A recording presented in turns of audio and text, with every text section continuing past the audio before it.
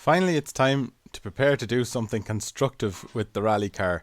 We're no longer stripping things down, and I'm going to trial fit my roll cage. It's a 6-point safety devices roll cage that was homologated for the car back in the early 1980s, and I have the original certificate to prove that, which matches up with a number that's pressed into one of the legs. This cage has some great motorsport history, a number of Circuit of Irelands. Unfortunately, it was transferred down along a number of shells, so the car that it originally came with had pretty much lost that history, and I even have had it in another car in between. My old black Kadett, which I did actually get out in competition, but it really was a very tired shell with a lot of repairs in it, and I decided when I first got the garage that if I was going to build a rally car, I wanted to do it with a much more solid foundation, and that's what this is.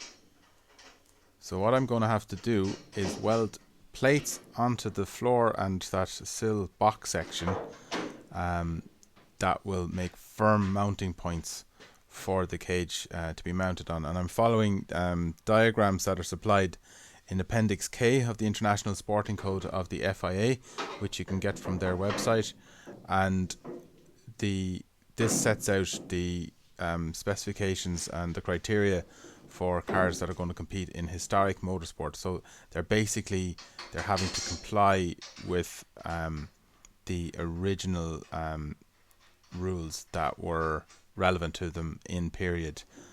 I'll go into that in more detail when I start making the plates, but for the moment I'm just going to bolt up the cage so it sits exactly as it's going to be in the car, and I'll know exactly where I want to put them, because I have to make the plates to fit and mold with the floor so that they anchor well. You can see that it's actually a very snug fit with the car, so you can see why you definitely remove all the interior before you're doing this. And bear in mind the plates are 3mm thick, so they're going to raise it another little bit towards the roof. From my understanding of the rules, some additional reinforcing is allowed to triangulate some of the angles between the bars, but it seems to me like you're not allowed additional welding to connect the cage to the A and B pillars of the shell. I should be able to fit a horizontal bar between the two rear stays below the level of the diagonal for harnesses. You would think this was just a matter of tightening a bolt, but actually it's a little bit challenging because of the curved bracket here. There's a limited space for the socket to slot right around the head of the bolt, and the same for even the ring spanner. So as it gets in close to when you want to start tightening, things start slipping. So you might need to use the open end spanner at the last stage, but on both of them. But the thing is, it's probably even worse because you can't get the socket on the one behind. So I'm actually considering, when I fit this permanently later, I'll actually put the bolts the other way around. It's a bit of a shame, it's a lot tidier looking at it like this, but at least you'd have the advantage then of safety wise of having at a glance you'd be able to tell whether any of the nuts have come loose. So rally cars aren't about aesthetics, you know.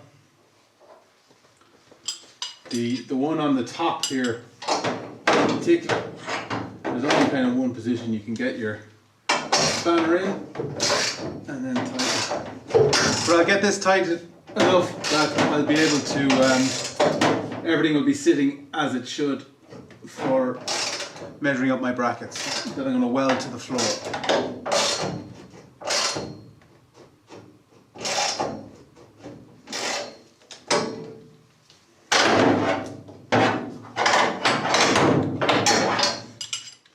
I might consider machining the end of an old socket so that I can do it tidily at the end. These bolts aren't going to come loose after their final tightening.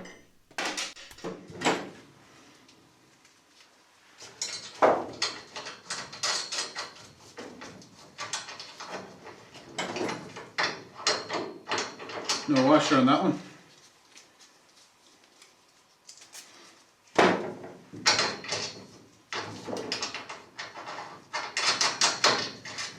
See, there's only about one position that the spanner is happy. And now the washer under the nut gives just that little bit more space. And we have to get that tight much easier without slipping. Benefit of a trial fitting. And not having a window there. One slip and psh. Again, I can do that so it's more even when this is permanent.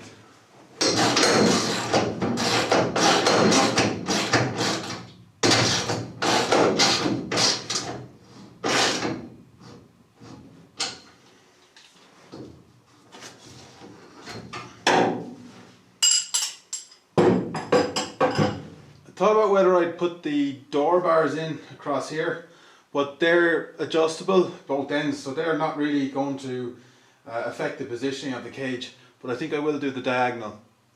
The door bars can wait for the final fit, or maybe when I'm positioning the seats as well, because they run very close together.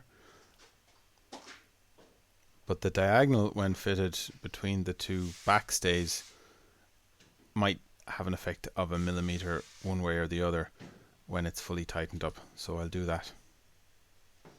That fits in perfectly onto its threads, which is a good sign that this cage hasn't seen any negative action, shall we say, and it's perfectly rigid.